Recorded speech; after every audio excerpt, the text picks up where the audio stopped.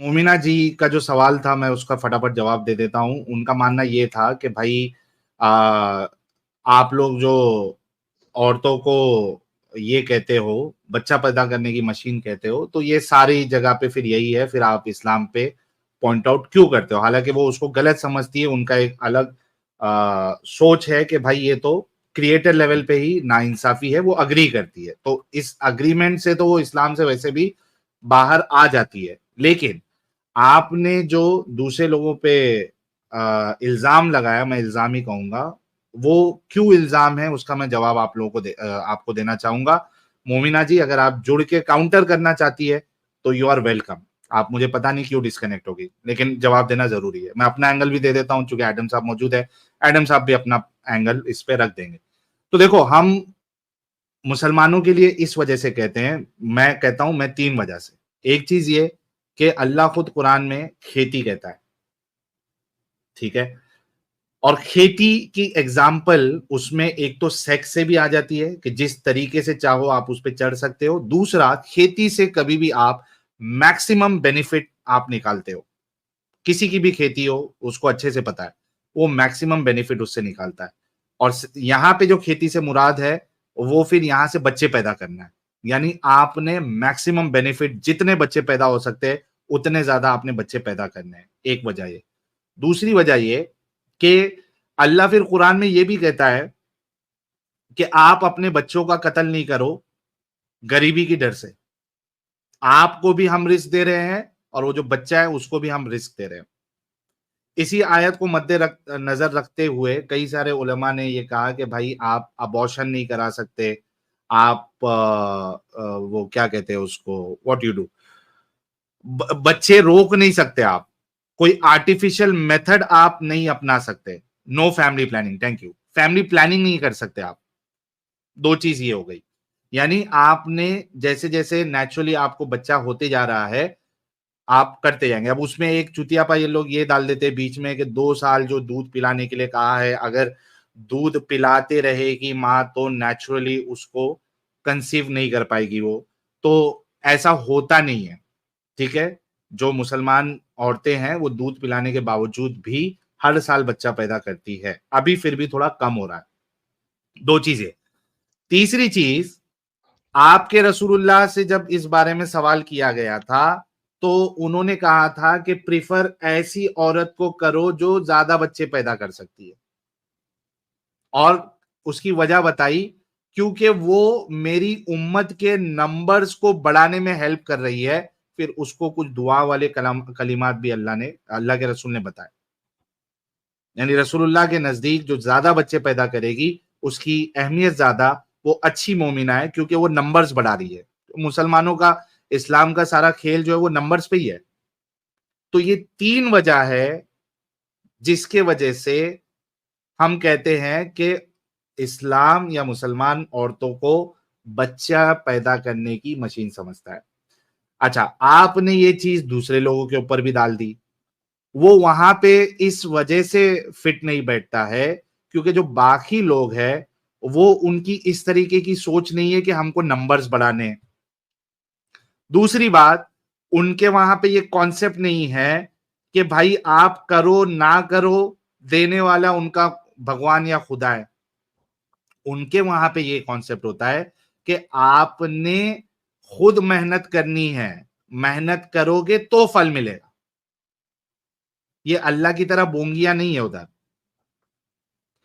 Third चीज, वो अपनी फिनेंशियल कंडीशन, अपनी फिजिकल कंडीशन को देखते हुए और मियां बीवी म्यूचुअल अंडरस्टैंडिंग की बुनियाद पर बच्चे पैदा करते हैं, एक या दो जो भी है। अभी तो नॉन मुस्लिम, पहले चलो फिर भी आप बोल सकते हैं कि पहले नॉन मुस्लिम लोग भी बच्चे ज्यादा पैदा करते थे, लेकिन आज की तारीख में लोग इतने, उनकी सोच एडवांस हो गई है, वो सारी सिचुएशन कंडीशन को देख के म्यूचुअल अंडरस्टैंडिंग की बुनियाद पे वो बच्चा पैदा करते हैं। इस वजह से वहां पे आप ये फिट नहीं कर सकती कि उनके वहां पे भी यही सोच है कि खवातीन जो है या महिला जो है वो बच्चा पैदा करने की मशीन है। यहाँ पे इस वजह से आप रॉन्ग है। आई होप कि आपको ये जवाब समझ में आया होगा। अगर नहीं समझ में आया, कुछ गलत लगा, कुछ काउंटर आर्ग्यूमेंट आपके पास है, तो आप जुड़ के मुझे उस पर बात कर सकती है। एडम साहब, आपको कुछ पॉइंट रखना है इसमें मजीद, तो आप ऐड कर सकते हैं। सर मैंने तो वैसे भी 12 बच्चे करने हैं, क्रिकेट टीम अपनी होनी चाहिए घर में। वैसे भी 4 बीवी हैं, तो 3-3 बच्चे अगर हर पैदा कर दे तो 12 तो पूरे हो जाते हैं। तो मेरा मतलब है कि क्रिकेट टीम तो होनी चाहिए साहिल भाई। लेकिन एट द सेम टाइम आप यहाँ देखें कि जो अच्छा मुसलमान होगा दाढ़ी वाला, वो एक से भी पूरी क्रिकेट टीम पैदा कर लेगा। दैट्स वेयर द एक से? Problem lies. हाँ, एक अच्छा, से एक यार, बीवी से, एक बीवी से, वो राइट। एक बीवी से पूरी क्रिकेट टीम पैदा कर लेता है भाई। तो हम्म। यहाँ पे प्रॉब्लम है कि यार देखो मोहम्मद ने कहा था, अगर आप हदीस एक और ऐड कर दें, काफी सारी आपने बता दी। मोहम्मद ने कहा था चाहे आप अज़ल करो चाहे ना करो, जिस जान ने आना है हाँ उसने हाँ हाँ, आके रहना है, आके राइट? रहना है। वाह वाह वाह। तो बेसिकली अगर आप इस चीज को देखें कि मोहम्मद के खुद तो बच्चे हो नहीं सकते थे, he had probably deficiency in his sperms for sure. They were not strong enough to create babies. And इसी वजह से अल्लाह ने सूरह कौसर दे दी। बाय द वे ये भी एक साल से बड़ा अजीब सी बात है, उसके बाद बच्चे हो नहीं रहे, उसे कौसर दे दी, तालाब दे दिया। हेलो अल्लाह मियां मुझे हाँ, बच्चे चाहिए, नहीं नहीं तू तालाब ले ले, पानी वाला तालाब ले ले। अल्लाह मियां बच्चे चाहिए, नहीं नहीं तू पानी वाला तालाब लेना यार, तुझे जन्नत में पानी वाला तालाब दूंगा। ले यार, कमाल हो गई। यानी बच्चे मुझे इस दुनिया में चाहिए, तू जन्नत में मुझे पानी वाला तालाब दे रहा है। अरे बच्चे पानी वाला तालाब, ये कहाँ पे बनता है साहिल साहब, ये कौन सा जोड़ है यार। ए, मगर एनी हाउ, तू तालाब ले ले जी, पानी वाला तालाब ले ले। सूरज जब सवा नेज़े पे आ जाएगा तो गर्मी बड़ी होगी, तो पानी की जरूरत होगी। बच्चे छोड़, बच्चों की जरूरत नहीं होगी, तो पानी की जरूरत होगी, वहां पे पानी पिलाएंगे, खुद भी पिए। पानी वाला तालाब ले ले। सूरज बाय द वे, सूरज सवा नेज़े पे आएगा। सवा नेज़ा समझते हैं ना, एक Neza and a quarter Neza. तो हाँ। नेज़े सवा में सूरज आना है यार, आए हुए। कैसे तो एनी हाउ, पॉसिबल है लेकिन एडम साहब ये? सर सूरज छोटा सा है मोहम्मद के मुताबिक। हाँ, तो ही पॉसिबल है, वरना तो नहीं हाँ पॉसिबल है ना। हाँ, मोहम्मद के अंदर सूरज छोटा-सा है, ज़मीन फ्लैट है, तो मेरा मतलब है सवा नेज़े पे आ जाएगा, क्या मसला है इस चीज़ में? सूरज मोहम्मद अपने खोते पे जब बैठ के जा रहा था और उसके पीछे उसका एक स्वाबी दोस्त बैठा हुआ था, तो उसने अबू दरदा ने क्या कहा था, मोहम्मद ने उसको क्या कहा था, "अबू दरदा तुम्हें पता है सूरज जब ग्रूब होता है तो कहाँ जाता है?" उसने कहा, "नहीं, मुझे तो नहीं पता, अल्लाह और उसके रसूल को ही पता होगा।"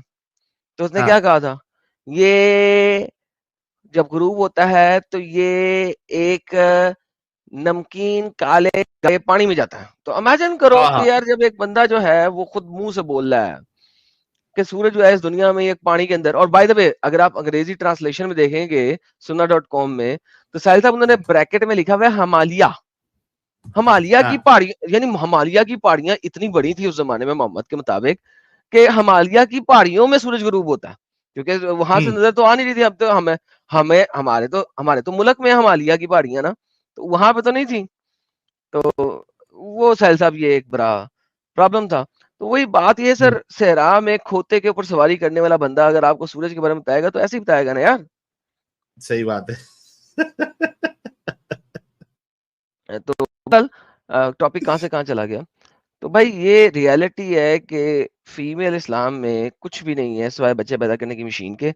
घर से बाहर वो जा नहीं सकती, और जाएगी तो मजबूरी की हालत में जाएगी, और वो पहन के जाएगी। तो at the end of the day this is the reality of it.